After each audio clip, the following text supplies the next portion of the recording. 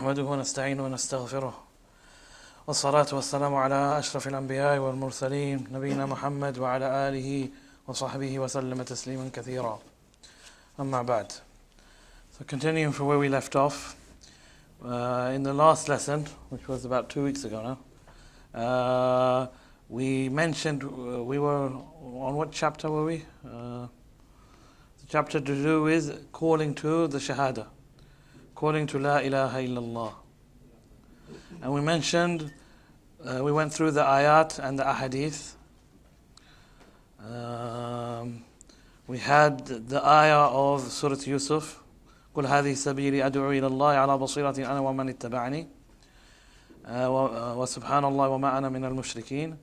And then we had the hadith of Mu'adh ibn Jabal, or the hadith concerning Mu'adh ibn Jabal, where the Prophet ﷺ sent him to which place?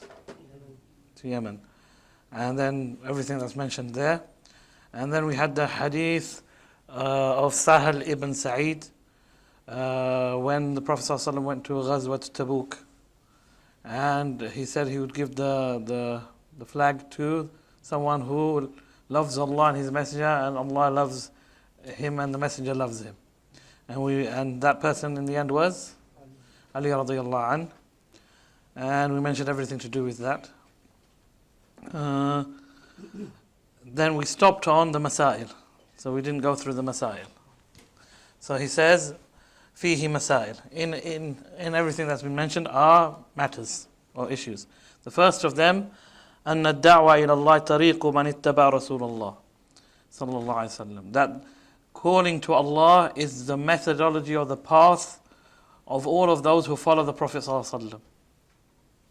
It is his way and the way of those who follow him. الثانية التنبيه على الإخلاص. That we should take note of being sincere in our call to Allah. Because many people call to Allah, or they call to the truth, but in reality they're not calling for the sake of Allah.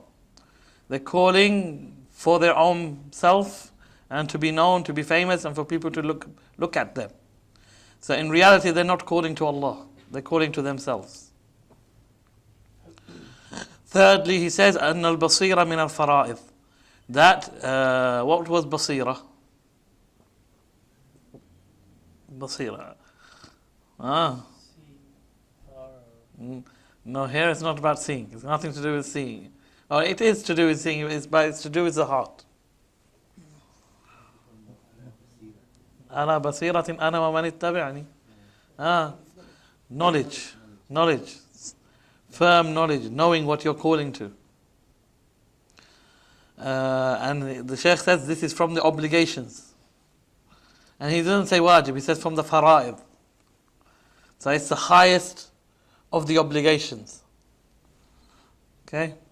Just like the fara'id of the deen are the 5 pillars. They are the fara'id. And then everything else are wajibat as well. But the Prophet ﷺ called them the fara'id, because they're the most important of that which shows your deen. Yes? So he's saying from the fara'id of calling to Allah is to do it upon knowledge and understanding. And not just knowledge of what we mentioned, knowledge of what you're calling to, and knowledge of how to call to that thing, and knowledge of the people that you're calling and their situation. All of that is from basira. You don't call a youngster or give da'wah to a youngster in the same way you give da'wah to an old person. Yes? You won't give da'wah to somebody in London like you would give da'wah to somebody in Riyadh. Yes, people in Riyadh need da'wah, lots of it. Okay? But the way you're going to do it is going to be different. All of that is from basira. And you see that from the Prophet ﷺ. He would talk to people in different ways depending on who they were and their level, their age. He wouldn't do it all in the same way. Unfortunately nowadays we do it in just one way. What do I call that? One size fits all. Yeah? One size fits all. No, that's not the way. That's not basira. Each person and each situation and its place should be dealt with in a different way. Then he says, الرابعة من دلائل حسن التوحيد كونه تنزيها لله تعالى عن المسبة. Okay, from the proofs that of the goodness of Tawheed, or that Tawheed is something good, is that in Tawheed you're freeing Allah from all defects and saying that Allah is perfect, and you're freeing Allah from being the word here masabba means cursed. When somebody says Allah has a son, or somebody worships other than Allah, it's as if they're saying something bad against Allah. This is masabba. Masabba is saying something bad. So when somebody has Tawheed, then he says Allah is perfect, and then removes from Allah any type of badness that one could say. And that's sufficient for us to know that Tawheed is good. And then he says, خامسة أن من قبح الشرك, and from the evilness of shirk is that it is saying something bad about Allah. If that was the only thing that was bad of shirk, that you are saying something bad about Allah, then that would be enough for it to be an evil thing, and for us not to be involved in it. How can if somebody curses your parents, says something bad about parents, what happens? You get angry. That's your parents only. What about your Lord, the one who created you, sustains you, provides for you, and all of that? Isn't He Jalla wa Ala more deserving of that anger that you get when somebody says something bad about Him? So if the only bad thing of shirk was that it leads to saying bad things about Allah, then that's enough for somebody to stay away from it, and for somebody to hate it and be far from it. 6, he says, وَهِيَ مِنْ أَهَمِّهَا. He says 6, and it is from its most important. إِبْعَادُ الْمُسْلِمِ عَنِ الْمُشْرِكِينَ لِأَنْ لَا يَصِيرَ مِنْهُمْ وَلَوْ لَمْ يُشْرِكْ. That the Muslim should be far from the mushrikeen, so that they don't fall into following them and being like them, even if they don't fully fall into shirk, but being amongst the people who are involved in all sorts of things that are bad. And growing up, we know that. Yes, growing up, how easy it is to take on the things that they are upon. And you see it now, we're coming to Christmas time. Yes, we're coming to Christmas time. And the little kids in the schools. And then they come home and say, why? All these nice decorations and things. Why? Yeah, and then you have to explain to them that this is shirk with Allah Azza wa Jal. And look at what the reason behind it. If we were in a Muslim land, they wouldn't know it's Christmas or anything else. Yes? There's no knowledge. Well, actually, unfortunately, in Saudi, you don't really know. It just, the day passes by and you don't even think that it was anything. And New Year's Day passes by and you don't think of anything. I think Saudi probably is the only country in the Gulf that I know of where that is the case. Whereas in all the other Gulf countries, they celebrate and they decorate the places. Especially in the Emirates, in Dubai, they set up all sorts of things. And they try to outdo the West in their decorations in their supermarkets and in their malls and whatever, the big Christmas trees and whatnot. Allah al-Musta'an, that's the situation. We can't do anything about that, except ask Allah to rectify the affair of the Muslims. So this is what he says, that from the most important things is being away from the mushrikeen. And so that we don't fall into what they fall into. And don't copy them and take them as people to be followed. Then he says, سابعة كون التوحيد أول الواجب. That the Tawheed is the first obligation upon everyone. The first obligation upon the person, or mukallaf, is Tawheed of Allah, before anything else. Okay? He must testify to La ilaha illallah, Muhammadur Rasulullah. That's the first obligation upon him. After that come the rest of the obligations. Then he said, ثامنة أنه يبدأ به قبل كل شيء حتى الصلاة. You start calling people to it before anything else. Because it is the first thing that they need to establish and affirm before anything else will be accepted of them. So it's the first thing you call them to. And he says even before salah, which is obvious. Yes? Somebody who prays, if somebody prays without tawheed, his prayer is invalid. Even if he prays thousands of prayers. Without tawheed, his prayer is invalid. The prayers of the disbelievers are not valid. So he must enter into Islam first and have the tawheed of Allah Azza wa Jal before any of the other obligations. Yes. What do you mean? I was going to say, if someone's sincere in calling, then there will be and they will respond to it, even though it's not Muslim. Yes, Allah responds to the du'as of the disbelievers sometimes. Yes, that's not a problem. But does that mean that if he prayed, his salah would be accepted? No. If he gave zakah, we'll say thank you, give it. No problem, give us. Give your zakah, give your money to the Muslims, no problem. But you have nothing with Allah until you say La ilaha illallah with all its conditions. Then you have reward with Allah. Apart from that, we'll take it, no problem. They fast, some of them fast. Out of whatever, for some reason, they see it as a good thing fasting. And the Muslims are fasting and some kuffar fast. Okay? That's good, fast. But they have nothing with Allah. Yes? Until they say La ilaha illallah, Muhammadur Rasulullah. Once they enter into Islam, then the reward, inshallah, will come with Allah Azza wa Jal. And the reward is accepted. But until that point, then nothing they do is accepted. Perhaps they will get something in this dunya for it. Like those people who do lots of charity. Those disbelievers who do lots of charity and are kind to people and think about humanity. Perhaps they will get something in this dunya from Allah. Name, fame, respect. Yes? But when they stand in front of Allah, if they don't have La ilaha illallah, they have nothing. They are hatabu jahannam. They are the firewood of Jahannam. Which is sad. We don't want, the Prophet ﷺ didn't want that for the people. Yes? He says that the example of me and the example of you, he's talking about Quraysh, is the example of a person sitting by a fire. Yes? And at that fire, all the moths are trying to, what are they trying to do? Go into the fire. And I'm trying to prevent them. That's his example with the example of the kuffar.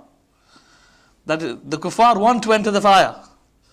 And the Prophet ﷺ, the Quraysh, he's talking about the Quraysh, and the Prophet ﷺ is trying to ward them off and keep them away from entering the fire. So that should be our way as well, that we don't want the kuffar to enter the hellfire. We want them to taste the iman that we have, to taste the sweetness of standing in front of Allah Azza wa Jal and worshipping Allah. We want them to taste that. We don't want them to enter the hellfire. We benefit nothing from them entering the hellfire. We want them to be entered into paradise. But there's only one path that would lead us and them to Jannah, and that is the path of this deen. So they must enter this deen first. And any disbeliever who dies, yes, we should feel sad. We should feel sad that he died upon shirk and kufr, and that he will be from the fuel of the hellfire. We shouldn't be happy that he died upon that disbelief. We shouldn't be happy about that. The Prophet ﷺ wanted to save every single person. Even the Prophet ﷺ went to, on the death of one of his neighbors from the Jews. His son was sick. And he went and visited his son at his deathbed. And then he said to the boy, say La ilaha illallah. And the boy looked at his father. And his father said, obey Abul Qasim. Obey Abul Qasim. This is Yahudi. Okay. The Yahudi, it's not narrated that this man, the father, became Muslim. It's not narrated. But he saw his son dying. And he saw that there's no way that he's going to be saved. And he knows for himself that his deen is wrong. But his arrogance won't let him enter into the deen of Islam. But the love of the son, the love of the son, and not wanting the son to enter hellfire, said to him, Ati' Abil Qasim, obey Abul Qasim. And the son became Muslim and died. And inshallah enters paradise. Prophet ﷺ didn't want to lose anyone. Problem with us, we're happy. The disbeliever dies, the disbeliever believes, he doesn't believe, we don't care. No, that was not our Prophet sallallahu alaihi wasallam. The sad thing is that many Muslims, they are into shirk. What about them? What about these people? We don't want to forget any of them, but yes, they don't know They pray, they fast. they don't know what they're doing is shirk. Perhaps they have an excuse. Perhaps they have an excuse. Even this issue of perhaps they have an excuse is a matter of difference of opinion amongst the ulama. Do people have excuse in the matters of shirk or not? Okay? To this day, it's not sorted out. The matter is not sorted out. Do they have excuse or don't they have excuse? A group of the ulama say they have no excuse. After the revelation of the Quran and the coming of the Prophet ﷺ, they have no excuse. Anyone who commits any form of shirk and dies upon it will not be excused by Allah. He dies as a mushrik. And in the hereafter, he will enter hellfire. Another group of ulama say no. These people are ignorant. They don't know. They don't know this is shirk. The deen has become so, the knowledge of the deen is so rare. They don't know. They think what they're doing is Islam. And even on top of that, they have ulama, people they think are ulama, teaching them that this is Islam. Yeah? Even like going around and making tawaf of the graves. This is a way of getting closer to Allah. Making slaughtering to the graves. This is from venerating Allah Azza wa Jal. This is Islam. And that's all they know. Yeah? Especially in Pakistan, in India, even in Egypt. You see that they have the grave of Sayyid Badawi, where they make tawaf of him. Or the grave of, they say it's the grave of Al-Hussein. I don't know how he got to Egypt, but Allah knows. He's in Egypt, he's in Iraq, he's in Afghanistan. I don't know how he got all of radiyallahu anhu wa rahimah. But anyway, the point is they believe that this is Islam. So the scholars say because of this group of scholars say, because of this, we hope and we think that they have an excuse with Allah. Okay? But the matter is not clear. It's not clear cut. It's a matter of difference of opinion. Allah knows best. What's the most correct? Okay, I would go with they have an excuse. Hoping that they have an excuse with Allah Azza wa Jal. But what about if the correct opinion is the first opinion? No one knows except Allah Azza wa Jal what is the correct opinion on this. It's a matter of difference of opinion. The proofs can go either way. The proofs can go either way.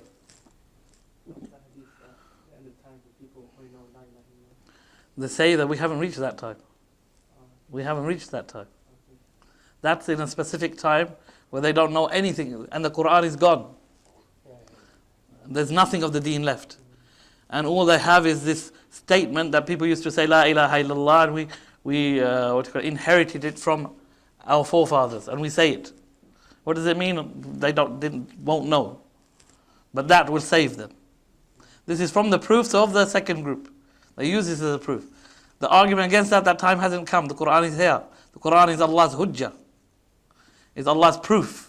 And the Prophet ﷺ is Allah's proof. He's proved to the whole of creation now, or to man and jinn, what is Tawheed and what is Shirk. No one has an excuse.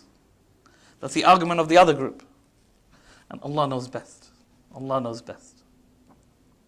Anyway, the next one. أن معنى أن يوحد الله معنى شهادة أن لا إله إلا الله. The meaning or where the Prophet ﷺ said, أَن يُوَحِدُ اللَّهِ, to single out Allah, is the actual meaning of La ilaha illallah. This is its meaning. La ilaha illallah means to single out Allah. Single out Allah in everything that Allah is deserving of. Single out Allah in everything that He is deserving of, from His names and His attributes. And from all our actions that we do of worship. Allah alone do we worship. Allah alone do we turn to. Allah alone do we ask. Allah alone do we repent to. Allah alone do we slaughter to. All of this is for Allah. All of our actions are directed to Allah. This is the meaning of an yuwahidu. And this is the meaning of La ilaha illallah. Then it says, Al-Ashira, 10th, أن الإنسان قد يكون من أهل الكتب وهو لا يعرفها. That it's possible that a person may be from Ahlul Kitab, or from people who were given books, and they still don't understand what La ilaha illallah meant, even from their own books. They never understood it. That's why they fell into shirk. Or they understood it, but they refused to act upon it. Okay? Because the da'wah of their prophet was what? La ilaha illallah. So if they understood it, they would have worshipped Allah alone and not fallen into shirk.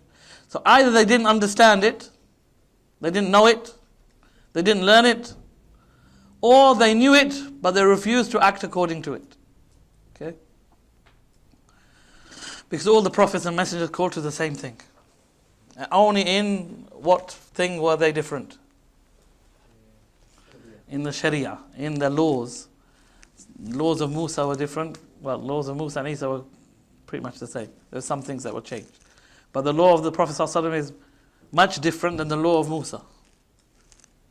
Then he says, 11, التنبيه على التعليم بالتدريج. That we should note, teaching should be done step by step, and not all in one go. You can't open up somebody's head and put all the information in one go. You can try, but it won't work. It has to be learned step by step. And that's what the Prophet ﷺ taught Mu'adh. Call them to this. Once they've agreed and they accept this, then this, then this, then this. Step by step. Even when it comes to rectifying things. When you want to rectify something. Sometimes you can't rectify, there's more than one thing that needs to be rectified. You can't rectify everything in one go. You may have to rectify it bit by bit. For example, if we want to establish the Sharia of Allah, we can't all of a sudden implement the Sharia of Allah. We can't. Because the people are not ready. They're not used to it. They're used to the laws that they have. Therefore, you have to do it step by step until the people get used to it. Tadarruj. Implementing things step by step. Starting with the most important things. And then moving downwards. Yes? Then he says, ثانية عشر البداية بالأهم فالأهم. Same thing as what I said. Beginning with the most important, then that which is important. And then that which is less important, and so on.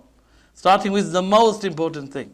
And the most important thing is the Tawheed of Allah Azza wa Jal. If the hearts accept the Tawheed of Allah Azza wa Jal and submit to Allah, everything else is easy. They won't find hardship in any of Allah's laws. Yes? If the heart is willing, the body will fall in line. The problem is the heart. The problem is the heart and getting the heart submitted. 13, masraf az-zakah. Where the zakah should be given. Remember in the hadith of Mu'adh, taken from the poor and given, taken from the poor, no, don't take the zakah from the poor. Taken from the rich and given back to their poor. So, staying within the community of the people. If there are poor amongst them. Adhan is in 3 minutes. We'll wait 3 minutes, then we'll do the adhan. Kashf al-alim al-shubha an al-muta'allim. That the alim should answer any what's that, shubha? Any doubts that the student has. He's taken that from somewhere in when the Prophet ﷺ left them with a question in the hadith of Sa'id ibn Sahl. He left them with a question and never gave them an answer. And then the companions got together to come up with the answers. And then the Prophet ﷺ came back and realized that they're disputing the issue, and then he told them the correct answer. Okay, so there was a doubt, and the Prophet ﷺ clarified the doubt. So it's upon the alim or the teacher to explain and get rid of all the doubts of the student. خامس عشر 15 النهي عن كرائم الأموال, the prohibition of taking the best wealth in zakah. Remember we mentioned this before. Take the average thing, especially when you're taking zakah of animals. سادس اتقاء دعوة المظلوم, being careful of wronging people and then making dua against you, because the dua of somebody who has been wronged is always answered by Allah. Is always answered by Allah. There is no veil between the dua of the one who you've wronged and Allah Azza wa Jal. So be careful of wronging people. 17 al-ikhbar bi anna Allah annaha la tuhjab, that what I just said, that the Prophet ﷺ mentioned that there is no veil between him and this dua. 18 من أدلة التوحيد ما جرى على سيد المرسلين وسادة الأولياء من المشقة والجوع والوباء. From the proofs that somebody is upon Tawheed, from the proofs of somebody is upon Tawheed, is that you will feel that which the Messenger and his companions and those who are the awliya of Allah felt, of persecution, of hardship, of tyranny from others, of hunger and strife. This is what anyone who called to Tawheed went through. There's more. We'll stop there. Alhamdulillah wa salatu wa salamu ala rasulillah wa ala alihi wa sahbihi wa ma wala wa ba'd. Just carrying on, point number 19. The statement of the Prophet ﷺ, La utiyanna al-raya, that I will verily give the flag, is a sign from the signs of the prophethood. How else can the Prophet ﷺ know that this person is loved by Allah? Okay. So this is from the signs of the prophethood of the Prophet ﷺ. Also, al-ishrun tafluhu fi aynayhi, his putting saliva into the eyes of Ali radiyallahu anh, and for him to be able to see again, are from the signs of the prophethood. 21 fadilatu Ali radiyallahu anh, the excellence of Ali radiyallahu anh, that he was given the flag and he was the one who loves Allah and His Messenger, and Allah and His Messenger love him. 22 the excellence of the Sahaba, how they disputed with each other, hoping that each one would be the one who gets the flag, and they forgot about the victory that the Prophet had promised them. They forgot the dunya and just thought about the akhirah. And this is from the excellence of the companions radiyallahu anhum. 23 al-imanu bil qadar, belief in qadar. Where do we get belief in qadar?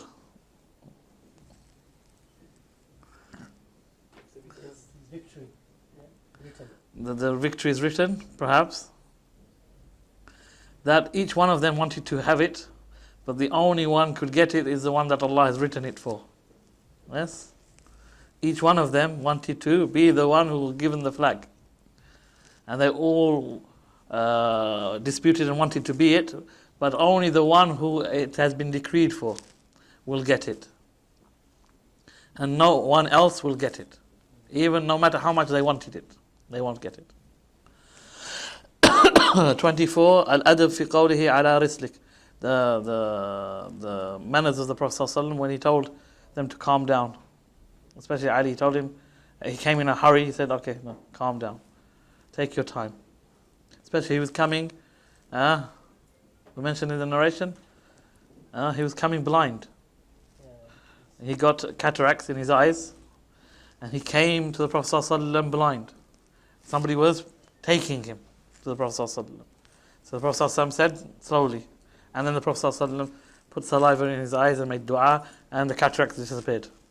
And Ali radiyallahu anh said about his sight after that, he never ever had any problems with his eyes again. out of the barakah of the saliva of the Prophet ﷺ and the dua of the Prophet ﷺ. The Prophet ﷺ was Mubarak, all of him. This is from the belief of Ahl Sunnah wal Jama'ah. The Prophet ﷺ is Mubarak. He has barakah in every part of him, sallallahu alayhi wasallam. That's why the companions used to collect his sweat, collect his blood, collect his hair, collect whatever they could from the Prophet ﷺ. Yes? Salama had a vessel where she would put the sweat of the Prophet ﷺ in. And she said it had a better perfume than musk. And they used to use that. And one of the companions said, when I'm buried, he'd got the hair of the Prophet ﷺ. And he said, I want to be buried with the hair of the Prophet ﷺ. The Prophet ﷺ was Mubarak. He had barakah in every part of him. And this is from the beliefs of Ahl Sunnah wal Jama'ah. But this is only for him, sallallahu alayhi wasallam. This is only for him. This is specific for him and for no one other than him. Okay? 25. الدعوة إلى الإسلام قبل القتال. Calling to Islam before the battle begins. As we mentioned in the hadith, that the Prophet ﷺ told Ali radiallahu anh, before you start the battle, call them to the Tawheed of Allah. If they accept the Tawheed of Allah, then there's no point to fight. Right? They didn't want to fight for the sake of fighting. They wanted to take the people out of the darkness of shirk to the light of Tawheed. If they accept Tawheed without fighting, khalas, that's it, it's over. They have the rights as long as they give their rights. They give Allah His rights and the believers their rights, they get their rights. Okay? 26. أنه مشروع لمن دعي قبل ذلك وقتل أنه مشروع لمن دعي قبل ذلك وقتل. It's allowed for those who have been already called for you not to do this. So those who already have been given da'wah and they know of Islam and they've refused to enter into it from the beginning, then the battle can begin at the beginning straight away without having to call. Because they already have been called and they refused to enter into Islam. And this is only in the stage of battles. And we are not in a place of battle. We are not in Dar al-Harb. This is not Dar al-Harb. This is not we are not in a state of battle with the British people. We are from, I think most of us, if not all of us, we are British, yes? We are not in a state of battle. The battles are going on all around the world, but this is not a place of battle. Okay? And they allow us to do da'wah. They allow us to call to the path of Allah Azza wa Jalla. They're making it more difficult, yes? And they're restricting us more and more. Perhaps at some point it will become too difficult to live here. The way things are going. If you remember back to the 90s, those who are alive in the 90s. Yes? Even 2000s, before 2001. Yes? 2001. Everybody remembers 2001. Everybody remembers where they were 2011, September 2001. Yes? Do you know? You don't remember where you were? You remember where you were? Yes? I was in the Prophet's Masjid, wondering what's the fuss is. What's going on? Having no access to TV or anything, so I didn't know what was going on. I asked my Quran teacher in the Masjid al-Nabawi, what's going on? Everybody's talking and something's going, there's a buzz in the masjid. Then I found out, this happened and that happened. Okay. So, before pre-9/11, there were much more freedoms for us. Much more practicing. Nobody asked questions or restricted. You could go wherever you wanted and call however you wanted to. Yes? Now there are a lot of restrictions. In some other European countries it's worse. Yes? And they want to make this country like those European countries. Yes? Perhaps at some point it will become too difficult for a Muslim to live in the West. May Allah not make it so. May Allah not make it so. Because these, millions of Muslims that live in these countries, where will they go? Where will they go? Okay. 27. Ad-da'watu bil-hikmah. That the calling to people should be done with wisdom. Based upon the statement أخبرهم بما يجب عليهم. So step by step is from hikmah. Yes. So explain to them that which is most important, and then less and less and less. The most important first, and then the important. This is from hikmah. And Allah says, "Ud'u ila sabili rabbika bil hikmati wal maw'izati al hasana." Yes. Call to the way of your Lord with hikmah and a good preaching. That's the case in most of the situations, unless somebody goes beyond bounds and does things and wrongs you. Then there's another way of calling them. Okay? And Allah mentions that as well in another surah, إِلَّا الَّذِينَ ظَلَمُوا, except those who wrong you. Do hikmah and do maw'izat hasana, إِلَّا الَّذِينَ ظَلَمُوا, except when they wrong you. Then there's a tougher way of dealing with them. Okay? But if they don't wrong you, and they open doors to you, and then you go and do things that are silly, and say things that are silly, to cause them to hate you, to cause them to close the door to you. Yes? That's unfortunately what Muslims are doing nowadays. They are being the reason why the disbelievers want to close the door to us anyway. Yes, we know that. But the Muslims who do silly things are giving them the ammunition for them to use against us. Yes? And Allahul Musta'an. 28. Al-ma'rifatu bihaqqillah fil Islam. To know the right of Allah in Islam. And that is, what is Allah's right? To be worshipped alone, without any partner. For all our worship to be directed to Him alone. Jalla wa ala. 29. ثواب من اهتدى على يديه رجل واحد. The reward of the one who somebody else is guided upon their hand. You are the reason why somebody else is guided. The Prophet ﷺ mentioned it's better for one, if one person is guided in your hand, it's better than lots of red camels, not sheep. Sheep were important, but not as important as camels. Camels are still important. They even have in Saudi a contest for the most beautiful camel. Beauty contest. But for camels. They all look the same.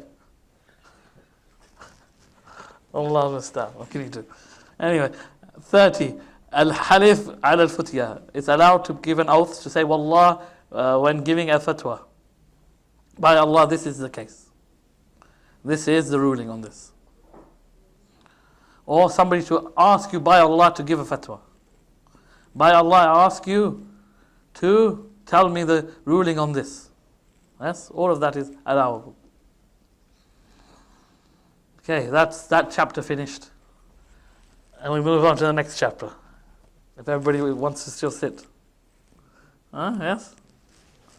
Okay. Bab Tafsir At-Tawheed wa Shahadati an la ilaha illallah. The chapter explaining what is Tawheed and what is to testify La ilaha illallah. What does it mean? Tafsir, we know it means to explain something, to make something clear and to explain it, to remove any doubt about it. That's tafsir of something. Tafsir of the Quran. Yes? What does tafsir of the Quran mean? Tafsir of this ayah. It's not translation, no. It's explanation, explaining what is meant by this verse. Yes, what is meant by this verse. And removing any doubts with regards it. All of that is from tafsir of something. Tafsir At-Tawheed. So in this chapter and the next chapters, he's going to explain what is Tawheed. We already know what Tawheed is in a general sense. Yes? Which is, Tawheed is and yuwahhidullah, to single out Allah in everything that Allah is deserving of. Jalla wa ala. Then he says, wa shahada. What is shahada? Shahada is to make witness, to give witness. There's two ways of witness, or two types of witnesses that can be done. One is a witness based upon seeing or being present at an incident. Yeah? And this is what is normally meant by shahada. Yeah?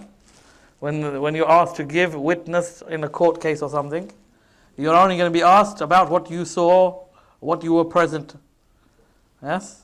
And then they twist you up when they cross-examine you, then they twist you up and make it as if you didn't see anything. Yes? That's the job of the lawyers, yes? To twist you inside out, that you wish you never came. It's not to ascertain the truth, which is in total opposition to the Sharia. The Sharia says the purpose of court and law and going to court and giving witness is for the judge to come to the truth on a matter. Yes? Here it's not. In the Western world it's not. It's about what you can prove. Not about the truth. It's whatever either side can prove. However good they are in twisting up the others. That's what it's about. It's not about the truth. Anybody here studied law? Okay. The other type of shahada is based upon knowledge. Witnessing because you know this is true. And you have certainty in the truth of that. Even though you haven't witnessed it, or you're not there and you haven't seen it. But you know with certainty that this is the truth. So when we say, Ashhadu an la ilaha illallah, wa ashhadu anna Muhammadan Rasulullah, which shahada are we using? Which meaning of shahada are we using? The second one, knowledge. Certain knowledge that this is the truth. Because we never saw the Prophet ﷺ. No one will see Allah until they die. Yes? But we have certainty of La ilaha illallah. And we have certainty of Muhammadur Rasulullah. Where did we get this certainty from? Where do we get this certainty from? We get this certainty from the revelation. We have the revelation. And from the creation. And from history. Yes? Everything proves, one, that Allah is La ilaha illallah. I won't even translate. And that everything that happened and the Prophet ﷺ did, and how Islam reached us, and how Allah gave him victory. Do you think Allah would give victory to somebody who was a liar? And make his religion flourish, who was a liar? No, this is not from the justice of Allah Azza wa Jal.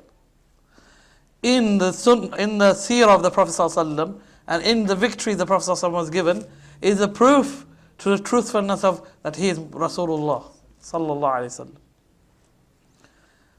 The Quran is from his miracles, yes? And are from his proofs. But also his life is a proof. And this is the belief of Ahl Sunnah.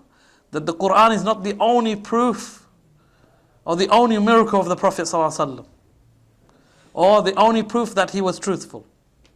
No, the belief of Ahl Sunnah is the Quran is from the proofs. And the other proofs is the Prophet ﷺ and his life, and his history and what happened. All of these are proofs of the truthfulness of our Messenger Sallallahu Alaihi Wasallam. His akhlaq is a proof that he can only be a Nabi. His knowledge of the Arabic language is a proof that he's a Nabi. As he said, Sallallahu Alaihi Wasallam, that no one can encompass the Arabic language except a Nabi. The companions, sometimes the Prophet ﷺ would say words. The companions would say, what does that mean? Okay, these are the Arabs who reached the pinnacle of the Arabic language. And they say to the Prophet, what did that word mean?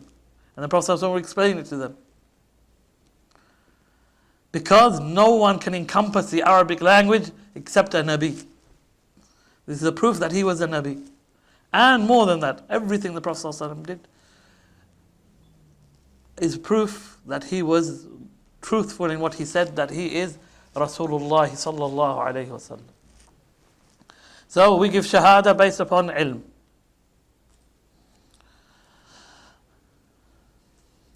When we give the shahada, what do we mean by it? We mean by it, we believe what we are saying. And we say it and we proclaim it. Yes, it's not sufficient for us just to believe it. That doesn't enter you into Islam. Just to believe it. You must say it for you to enter into Islam. Abu Talib believed La ilaha illallah and Muhammadur Rasulullah. He had no doubt in it. There's some poetry from him as well. That he said the best of religion is the religion of Muhammad. And if it wasn't for what the people would say, I would enter into this deen of Muhammad. He knew it's the truth. Okay? And he had belief in it, that this is the truth. But he refused to say it. So he never entered into Islam. Okay? Even that's not enough, just to say it. It has to be announced. It has to be announced, unless there's a reason for it not to be announced.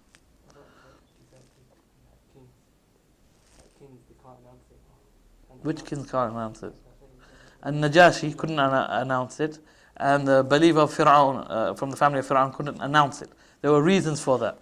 This one, if there's a reason, then it can be overlooked. But there has to be a reason. Yes? Somebody will be persecuted if they announce it openly. Then this is dropped. Even the saying of it can be dropped if the person is mute. Yeah? Person can't say it. Then it's dropped. Then the only thing is that the belief is there. And he does the actions that are required from that belief. Yes? So they can be dropped in situations. But in reality, if everything is okay and there's no problems, then there must be the belief of it, there must be the statement of it, and there must be the announcement of it. For somebody to enter into this deen. Okay, La ilaha illallah. We know what La ilaha illallah means. What does it mean? There's no one worthy of worship but Allah. Okay? Alright, everybody agrees? So, ilah. What does ilah mean? Something to be worshipped. So, ilah is the one deserving of worship. And ilah is the one deserving of worship. And I could go through the whole Arabic why, but we're not going to. Right? There are two opinions. One opinion is that it means the one who creates, or the one who is capable of creation. That is the meaning of ilah. Okay? The other meaning is the one who is deserving of worship. Okay? The correct one is the one who is deserving of worship. The one who is deserving of worship is the correct meaning of al-ilah. If we say he's the one who is able to create, or has power of creation, or he is the one who is in need of no one and everything is in need of him, that opens the door to shirk. That opens the door to shirk. Because as long as somebody believes that only Allah is the creator, and only Allah is self-sufficient and in need of no one else, I can do whatever I like. Worship other than Allah. As long as I can bow down to the graves and make tawaf around the graves and whatever, as long as I don't believe those graves or those people in the graves created, or are self-sufficient, or are without need of anyone. Okay? So it opens the door to shirk.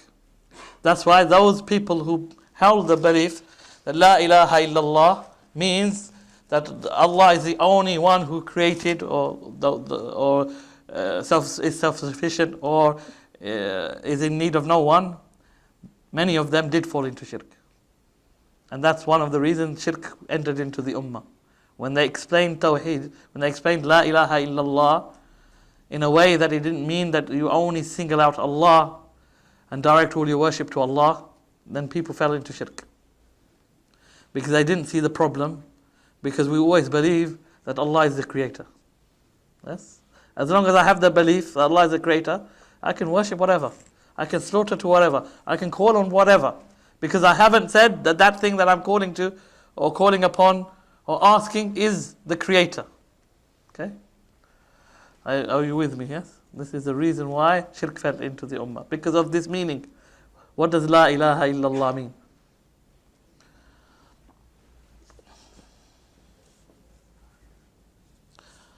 Okay. Then we look at the verses that we have. We have 4 verses and 1 hadith. Yes? 4 verses and 1 hadith. The first verse talks about al-ibadah. The first verse talks about Tawheed of ibadah. The second hadith, the second ayah talks about being free from everything worshipped other than Allah and those who worship other than Allah. The third verse talks about another type of shirk with Allah, which is the shirk of obedience. The shirk of obedience. And the fourth verse talks about the most dangerous of all of the shirks with Allah is the shirk of love. The Shaykh ordered them perfectly. Ordered them perfectly. You see his ilm from how he picked what he's writing, what he's using as a proof. Starting from ibadah, the shirk of ibadah. Then he moved to that true tawheed means that you are staying away from shirk and the mushrikeen, being free of them. The third is the shirk of ta'ah, shirk of obedience, obeying other than Allah Azza wa Jal, and making halal and haram. And the fourth was what? The most dangerous of them, which is the core and the root of all shirk, is love of other than Allah to the level of Allah. That's the root of all shirk. That's the root and the most dangerous part of all shirk. Those who worship other than Allah love that thing like they love Allah. And that's the only reason they worship that thing, either with Allah or besides Allah. Like those who worship Isa alayhi salam. They love him like they should love Allah. That's what leads them to bow down to him, or to his statue, or to the cross. Because of love. Love is the root. It can be the root of Tawheed. And it's also the root of shirk. And it's the most dangerous thing. Somebody could love something, starts off innocent. Yes? Love always starts off innocent. Yes? And as it increases, it can lead you to disbelief. It can lead you to disbelief.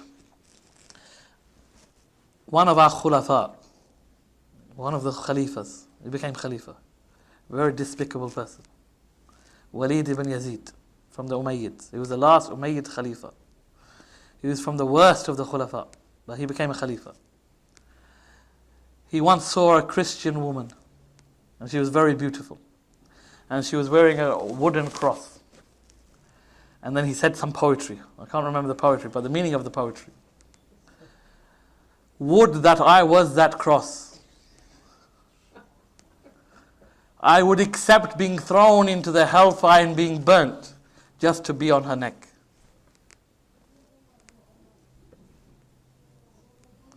Okay, this is from the Khulafa. Walid ibn Yazid, the last Khalifa after then the Abbasid took over. Okay, but love is the cause of people going astray. Okay. Huh? Yeah, he saw her, he desired her. But he went to extremes to say words of kufr. That he's happy to take Allah's adhab. Just to be that cross, to be on her neck. Just to be close to her.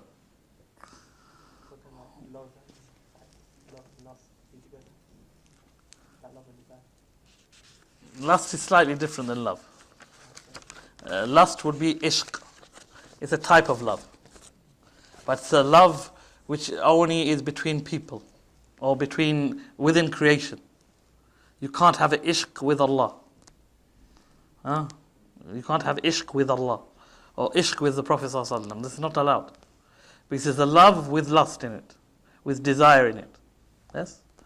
That's why it's not allowed for you to say, you are Ashiqur Rahman. No. That's belittling Allah Azza wa Jal. Love for Allah is pure. It has none of this ishq in it. Urdu is different.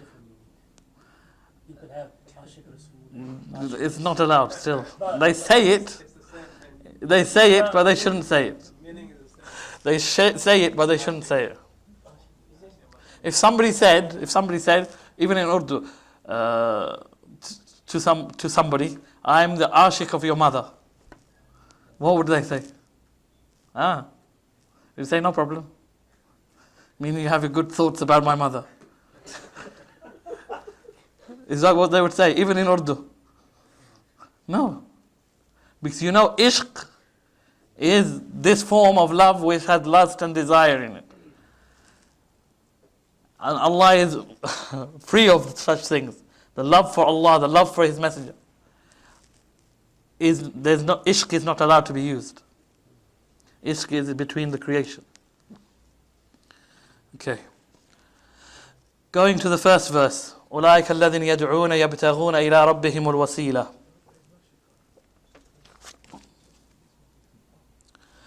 This verse is in Surah Al-Isra. Before it, Allah says, قُلِ ادْعُوا الَّذِينَ زَعَمْتُم مِّن دُونِ اللَّهِ مِن دُونِهِ قُلِ ادْعُوا الَّذِينَ زَعَمْتُم مِّن دُونِهِ فَلَا يَمْلِكُونَ كَشْفَ الضُّرِّ عَنكُمْ وَلَا تَحْوِيلًا. Allah says to the disbelievers, call upon all those you claim to worship besides Allah, or you claim there are aliha besides Allah. Call upon them, all of them.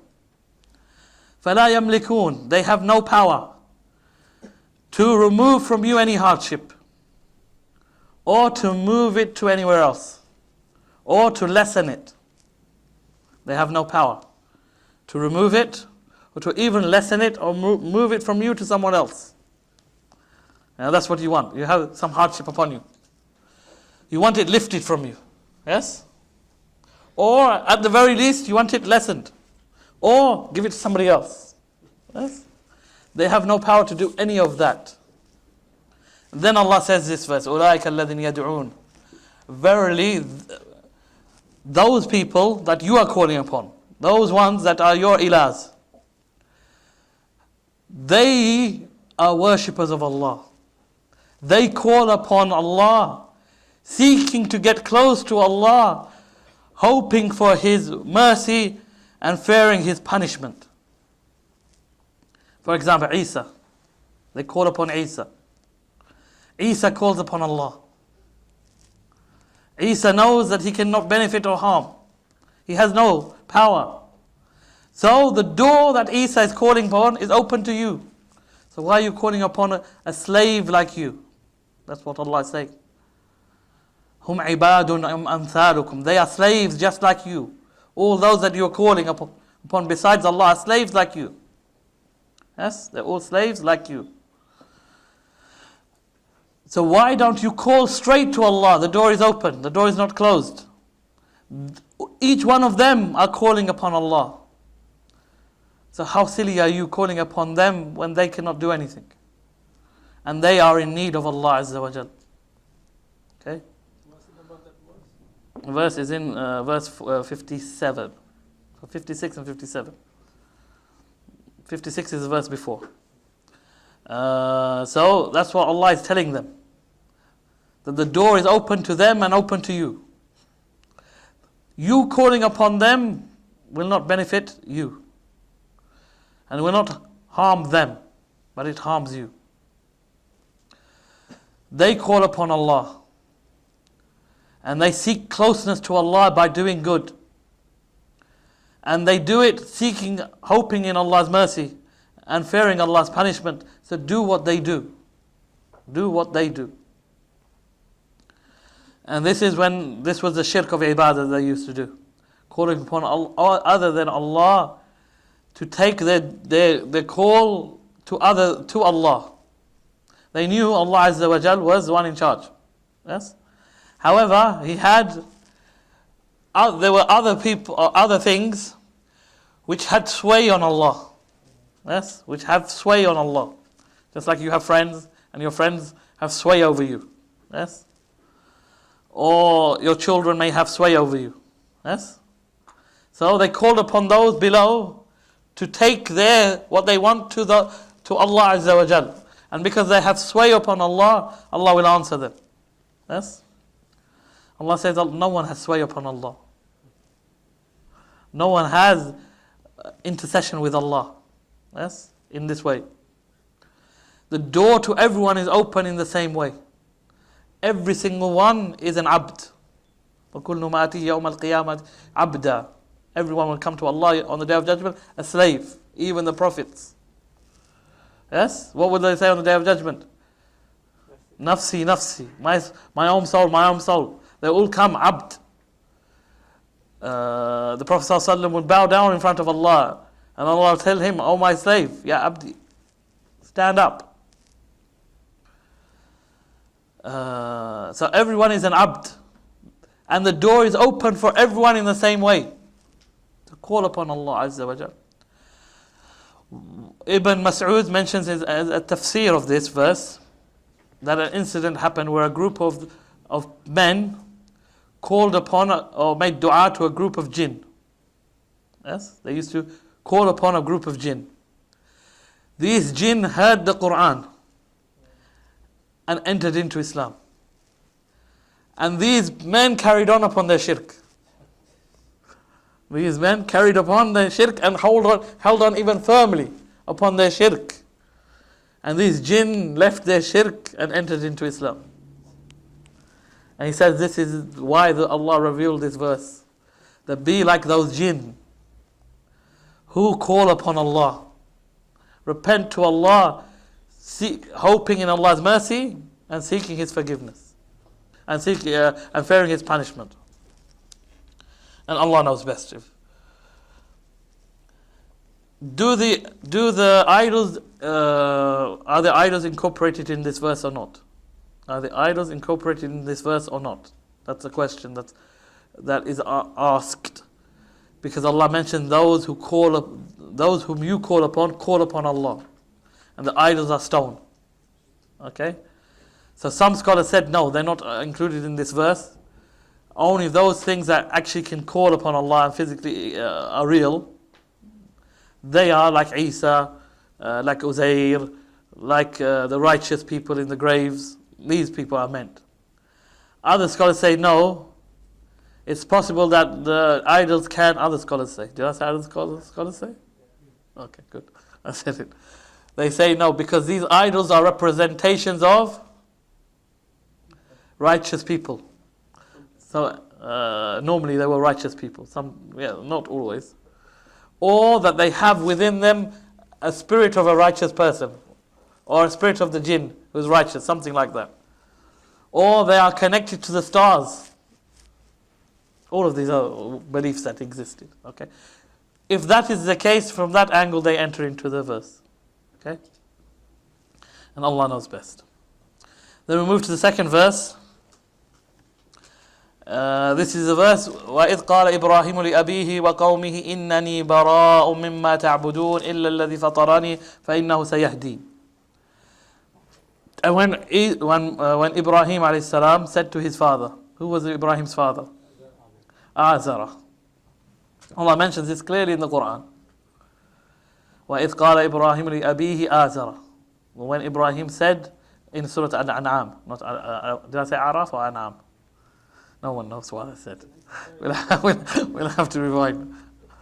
Okay. In Surah Al-An'am, Allah clearly states that Azara is the father of Ibrahim. Because some of the Sufis, or the groups of the Sufis, say that Azara is not the father of Ibrahim. Azara is his uncle. Azara is his uncle. And some scholars of Ahl Sunnah did agree with them. But this is incorrect. Huh? Who's Ali Tashi? The Shia, huh? The Shia, if the Sufis are, then the Shia are further than that. But yes, they probably do, I don't know. But there are some scholars who did tafsir, who did say the same thing, and they are from Ahl Sunnah. But they made a mistake on this issue. Yes, clearly states in the Quran. No, they have their proofs. The proofs are a bit. You're stretching it. The proof is your uncle is in the place of your father. Yes, your uncle is in the place of your father. Therefore, the uncle can be your father. And in certain poems, they have used the word ab for uncle. Okay, so they have their proofs. And also, the reason behind it is they don't want the Prophet's father to be a disbeliever. Yes? Somebody asked him about his father. Where is my father? He did this and did all this good. The Prophet ﷺ said, your father is in Jahannam. And then he went away upset. He called him back and said, your father and my father. So don't be upset. It's not just your father, my father too. He's in Jahannam. Okay? And they say that this meant the Prophet's uncle, Abu Talib. They just don't want him in Jahannam. Because he is the father of the Prophet. No. But because he's the Prophet and the Prophet's family are special, therefore, how can somebody from the Prophet's family, especially that close, be a disbeliever and be upon shirk and be put in the hellfire? That's not possible. Let's look for a way around it. And we can find a way around it.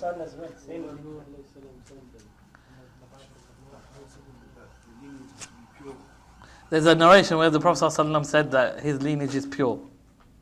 There is a narration that says, it alludes to, I can't remember the narration, but it alludes to that the Prophet's lineage is pure. But that doesn't mean that all of that his father is in Jannah. It doesn't mean that. It could be pure as in they're chaste. They don't enter into anything which is any questionable. Okay? Could mean all of that. Does it benefit? Is he in Jannah or is he in Jahannam? No, it doesn't make any benefit to us. Yes? The Prophet ﷺ said that he asked to make dua for his mother and he was refused. Allah didn't allow him to make dua for her. But he was allowed to visit her grave. Sallallahu Alaihi Wasallam. Which indicates again, she was not from the believers. Okay, all of this. And Allah knows best. So Ibrahim said to his father and to his people, Innani bara'um mimma ta'budun. Verily I am free of all that which you worship besides Allah. Illa alladhi fatarani. Except for the one who created me, who originated me. فَإِنَّهُ سَيَهْدِينَ. Verily he is the one who will guide me. Yes?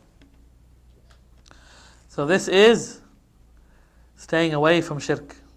Freeing oneself from shirk and its people. Shirk, that which is worshipped, and the ones who are worshipped. Freeing himself. Ibrahim freed himself from his father. Yes? Freed himself from the closest person to him. Ibrahim called his father to Tawheed. His father said, if you don't stop what you're doing, what am I going to do to you? I'm going to beat you, I'm going to whip you. Yes? I'm going to do this to you and do that to you. So Ibrahim said, okay, that's it. Bara. We are free. Right, you are my father and I am your son. But after that, there's nothing. He freed himself from the closest person to him. And then he freed himself from all of his people. Except those who believed with him. As in Surah, I forgot what surah it is. Mumtahina. There are people who believed with Ibrahim. And then all of them said that we are free of what you worshipped and your worship, and there is enmity and hatred between us until you worship Allah alone. Okay? So it's not sufficient just to have tawheed, but you must have bara'at min ash-shirk. Free yourself from shirk wa ahluh, and its people. That's the only way tawheed is completed. And there must be hatred and enmity. There must be hatred and enmity until they worship Allah alone. But that doesn't mean that we don't treat them with kindness and justice. Yes? And have pity for them and hope for them that they enter into Islam. Yes?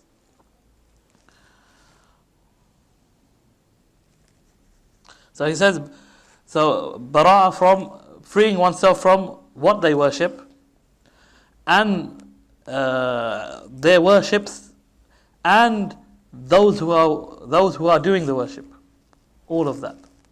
So freeing themselves from that which they worship, freeing yourself from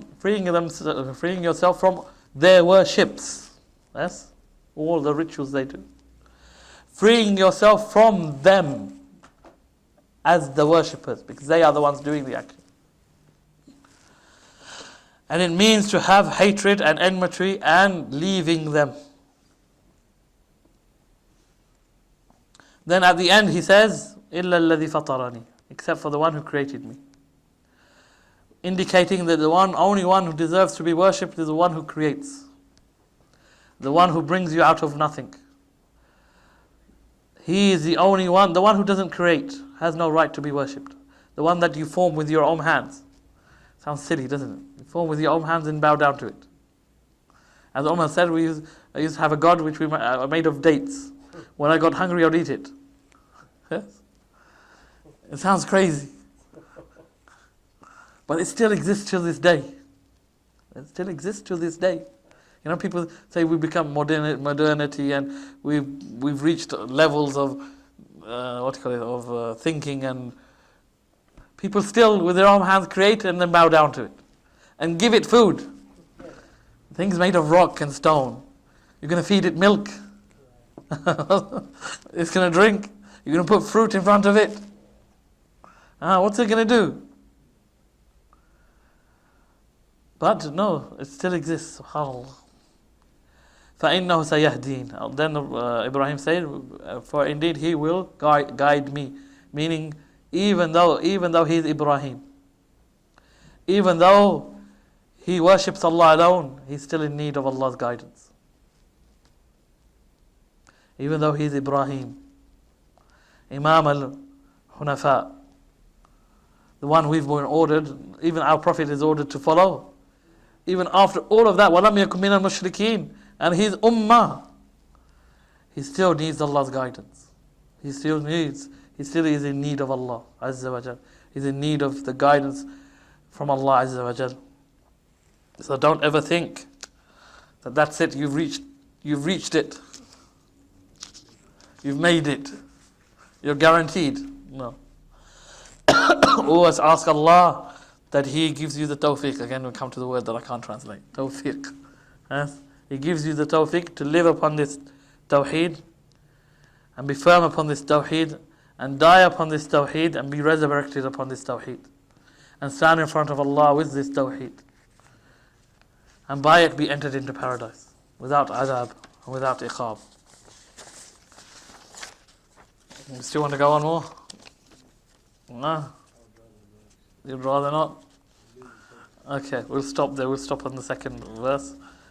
وصلى الله على نبينا محمد والله أعلم.